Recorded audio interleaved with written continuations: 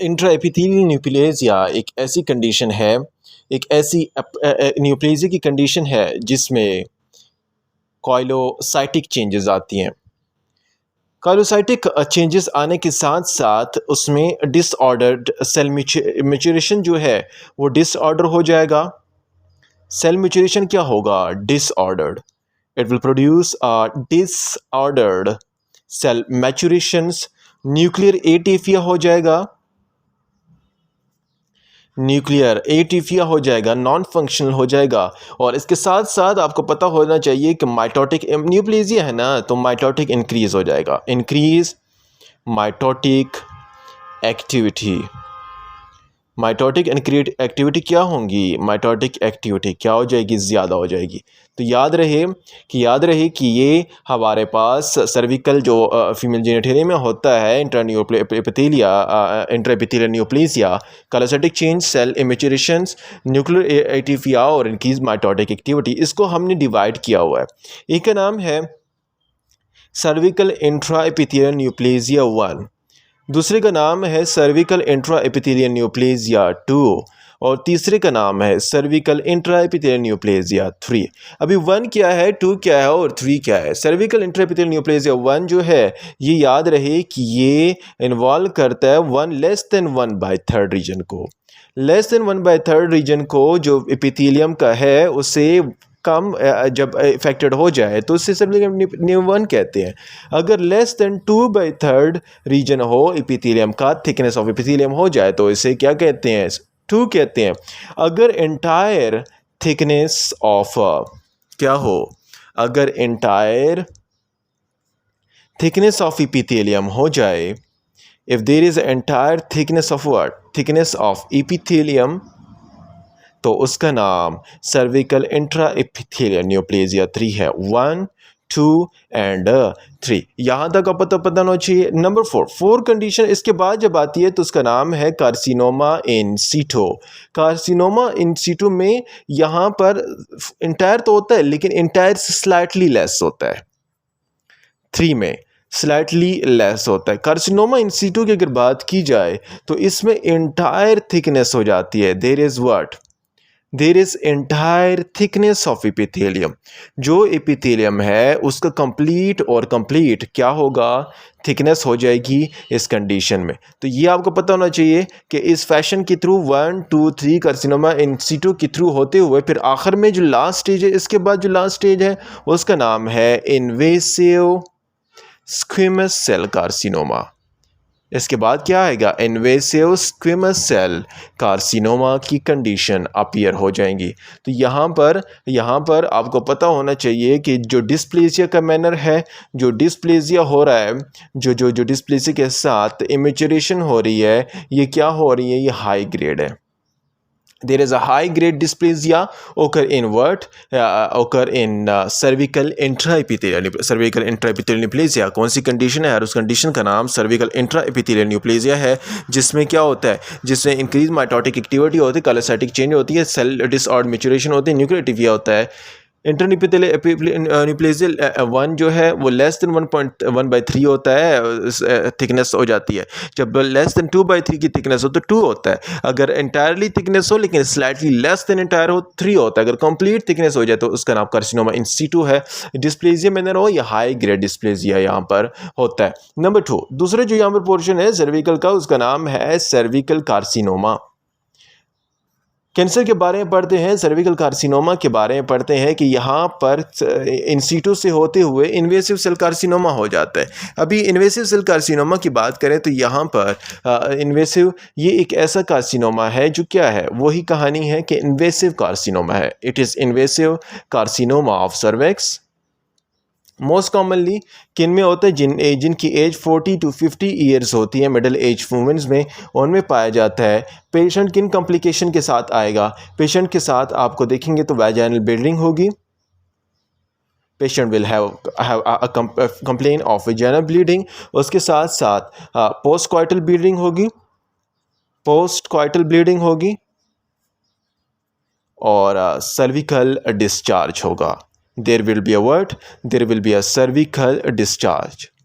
तो ये सारी कंडीशन किस में आएंगी, सर्विकल कार्सिनोमा की कंडीशन में आएंगी। इसके किन पर्सन में ज़्यादा, जो लोग ज़्यादा रिस्क होते हैं, जो ज़्यादा human papilloma virus, high risk human papilloma virus जिसमें ज़्यादा होता है, तो उनमें ये कंडीशन ज़्यादा अपीयर होती हैं high risk human papilloma virus में। और जो लोग ज़्यादा स्मोकिंग करते हैं, मोस्ट स्मोकिंग पीपल, जो ज़्यादा स्मोकिंग कर रहे हैं, उनमें भी कंडीशंस आती हैं। याद रही ये सिर्फ स्मोकिंग से रिलेटेड नहीं है। जो जो जो पीपल इम्यूनो डिफिशेंट्स भी होते हैं, जिनमें इम्यूनो डिफिशेंसी भी पाई जाती है, लाइक एड्स की इलनेस है, एड्स की कंडीशन है, तो उनमें भी ये कॉम्प्लिकेशंस ज़्यादा हो जाती हैं। तो most common sub type of cervical carcinoma जो है, उसका 80% जो कॉम्प्लिकेशन है, 80% जो कार्सिनोमा है, उसका नाम है squamous cell carcinoma. स्क्विमस cell carcinoma, इसमें सर्विकल कार्सिनोमा का 80% है, और जो रिमेनिंग 15% है वो क्या है, adeno carcinoma. Adeno carcinoma 15 to 20% हमारे पास एडिनो कार्सिनोमा है। Both are related to what, human papilloma virus से रिलेटेड है, स्क्विमस सेल कार्सिनोमा और एडिनो कार्सिनो। अभी पता है कि एडिनो कार्सिनोमा वही कहानियां हैं कि ग्लैंड्स इन्वॉल्व होते हैं। तो ये एक ऐसा ट्यूमर है जो इन्वेड करता है ये दोनों carcinoma. It will invade what, interior uterine वाल। जो इंटीरियर यूटेराइन वाल है उसे क्या कर देता है, उसे इन्वेड कर देता है, और वहाँ से कहाँ को जाएगा, it will glows to bladder, वहाँ से ब्लेडर को जाएगा, और ब्लेडर को जाते हुए यहाँ पर यूरेटर को ब्लॉक कर देगा। This will cause, and it will cause what, it will cause hydronephrosis. Hydronephrosis होगी, हाइड्रोनेफ्रोसिस के साथ पोस्ट रीनल फेल्योर होगी, और उसके बाद पेशेंट की क्या हो जाएगी, डेथ हो जाएगी।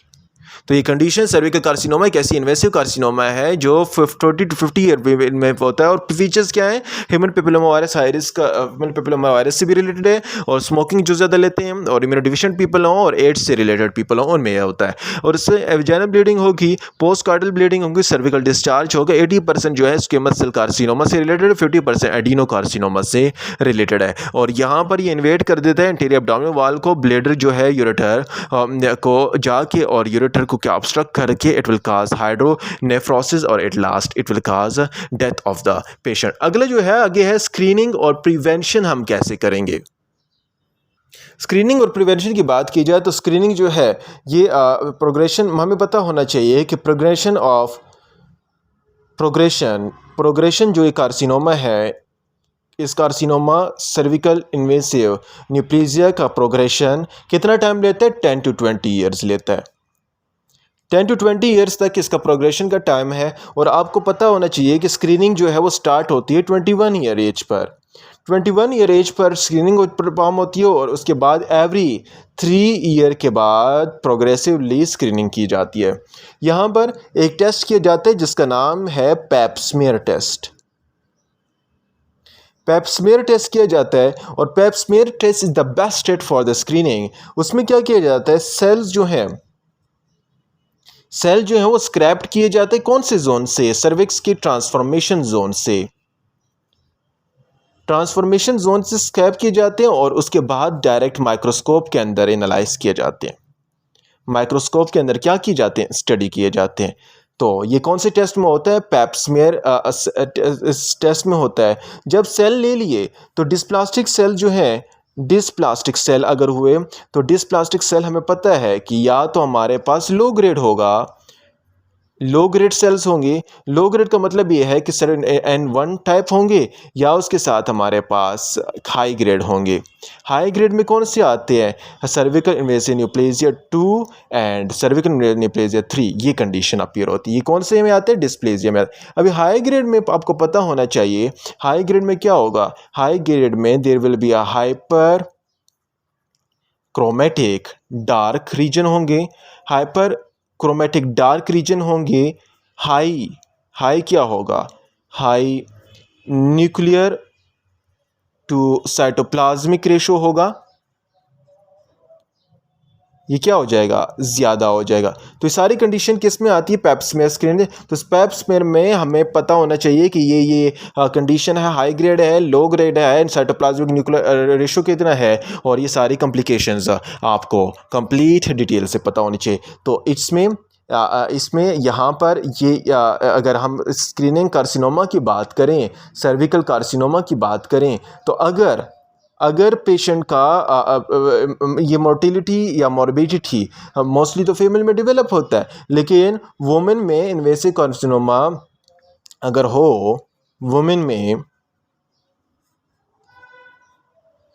जो वुमेन इन्वेसिव कार्सिनोमा से हो और उसने क्या ना की हो, स्क्रीनिंग ना की हो, स्क्रीनिंग है, तो उनमें मोर्टिलिटी के चांसेस ज़्यादा होते हैं और मॉर्बिलिटी की वगैरह के चांसेस भी ज़्यादा होते हैं।